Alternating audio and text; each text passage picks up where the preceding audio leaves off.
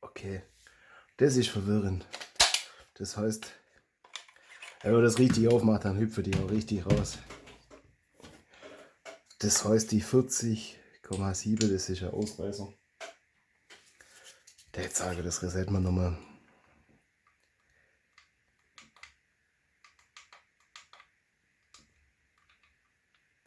So, neue Ladung.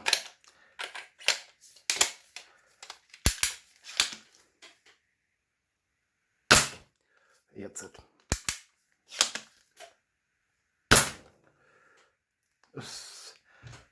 Ihr habt doch gesehen, das waren bloß 2 Schuss. Also das ist irgendwie. Aber wenigstens hat es dann jetzt kein ordentlich Ausreißer. Die Pfeile gehen langsam hin.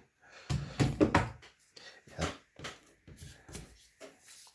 Und das ist halt das Coole, wenn man das